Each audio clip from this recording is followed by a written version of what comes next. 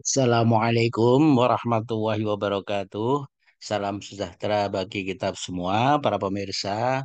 Berikut ini akan dijelaskan yaitu fisika modern untuk pokok bahasan interaksi foton dengan materi.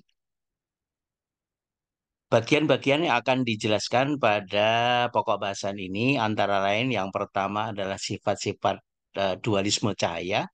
Kemudian yang kedua adalah teori foton. Kemudian yang ketiga efek fotolistrik. Kemudian yang keempat hamburan Compton. Yang kelima ketidakpastian Heisenberg. Kemudian ada contoh-contoh soal penyelesaian serta soal-soal latihan. Kita akan awali penjelasan pokok bahasan ini yaitu dengan sifat dualisme cahaya.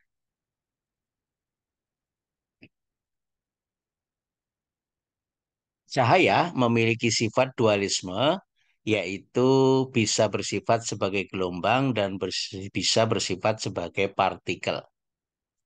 Yang pertama, cahaya sebagai gelombang. Cahaya merupakan bagian dari gelombang elektromagnetik. Peristiwa alam yang bisa dijelaskan bahwa cahaya adalah gelombang, antara lain adalah fenomena pemantulan cahaya, pembiasan cahaya, interferensi, difraksi, dan polarisasi pada cahaya. Fenomena-fenomena tersebut dijelaskan di bagian fisika optika, yaitu optika geometri dan optika fisis.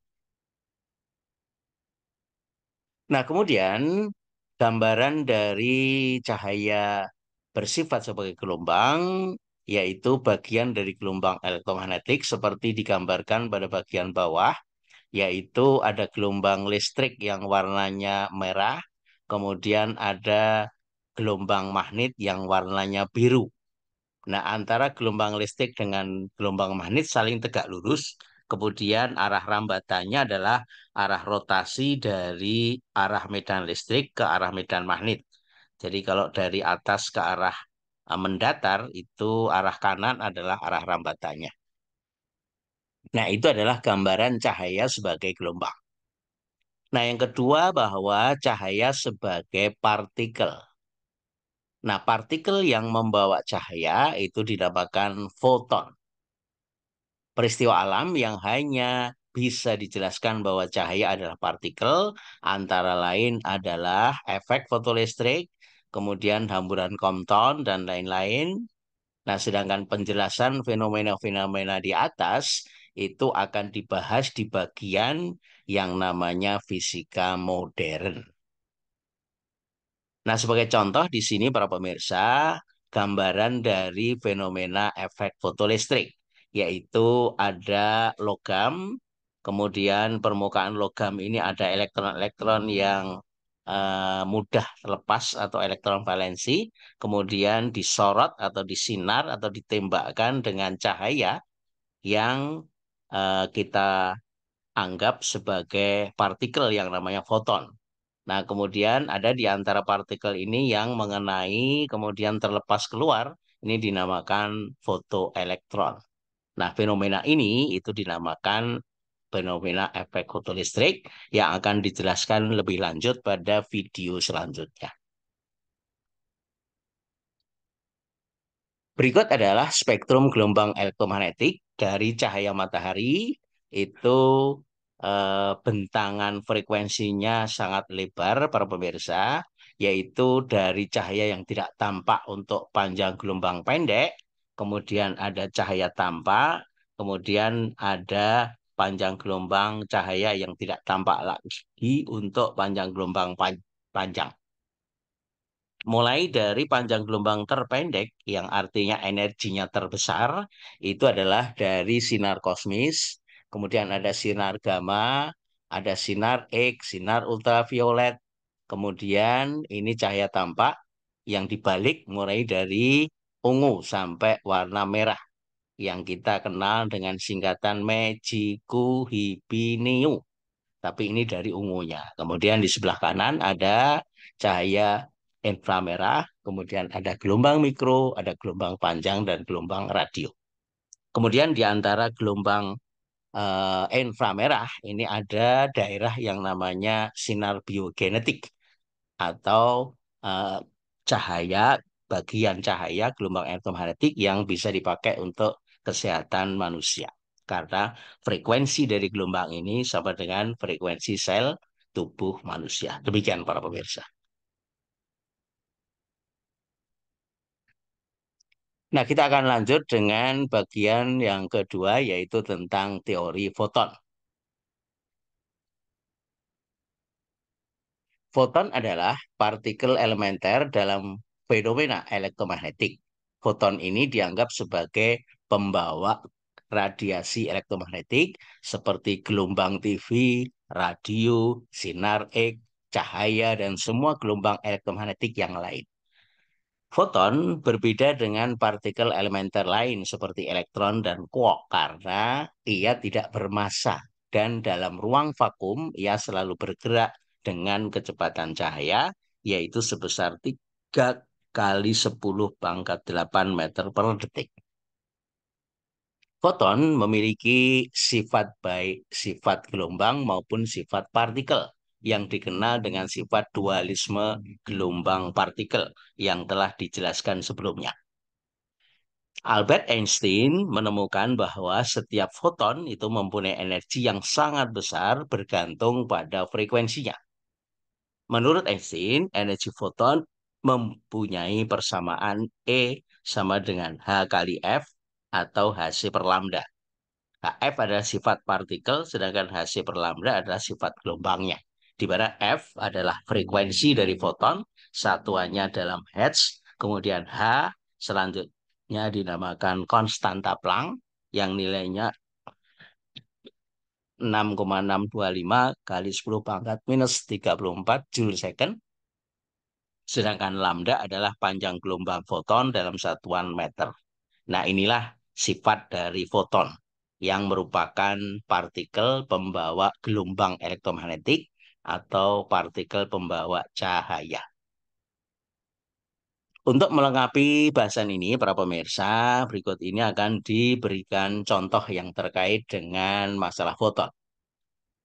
Contoh yang pertama, hitunglah energi foton yang mempunyai panjang gelombang sebesar 5.000 angstrom. Nyatakan jawabannya dalam dua sistem satuan yang berbeda, yaitu yang pertama dalam satuan SIMKS, satuan internasional meter kilogram skon, dan dalam satuan atomik. Nah, perlu diketahui para pemirsa, ketika kita membahas fisika modern, maka banyak besaran-besaran fisika nanti dinyatakan dalam satuan atomik karena ukuran yang sangat kecil.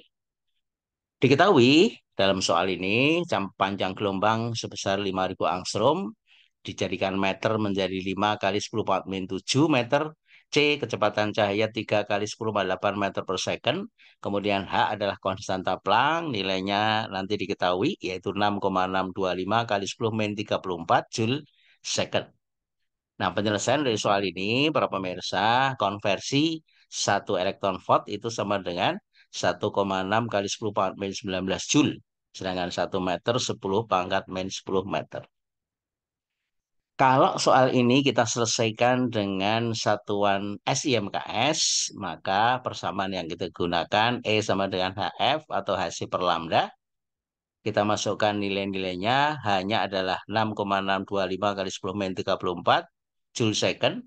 C adalah kecepatan cahaya 3 kali 10⁻8 dan lambdanya diketahui 5.000 angstrom menjadi 5 kali 10⁻7. Kalau kita hitung ketemunya 4 kali 10⁻19 Joule. Itu kalau kita menggunakan satuan SIMKS. Nah, sedangkan untuk satuan atomik, maka kita akan sering ketemu dengan konstanta H kali C. Oleh karena itu, saya sarankan para pemirsa, nilai konstanta HC ini boleh dihafalkan atau dihitung di luar perhitungan ini. Kita lihat, jadi H itu nilainya 6,625 10⁻34 Joule second.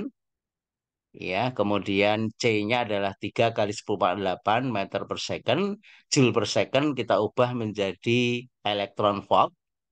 Jadi dibagi dengan 1,6 kali 10⁻19 Joule per EV, maka ketemunya adalah 4,14 10⁻15 EV second.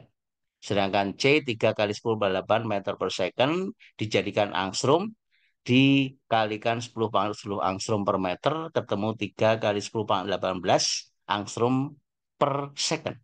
Nah, sehingga nilai dua konstanta ini kalau kita kalikan H kali C menjadi 4,14 eV second dikalikan dengan C-nya 3 kali 10 pangkat 18 angstrom per second.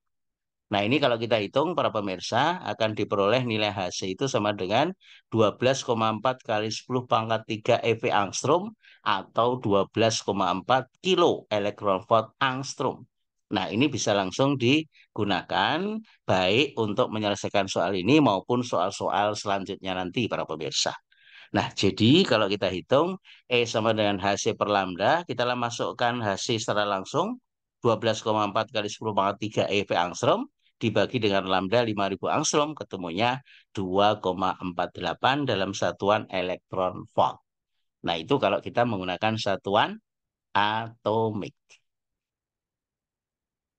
Demikian contoh yang terkait dengan teori foton. Mudah-mudahan ini bisa difahami.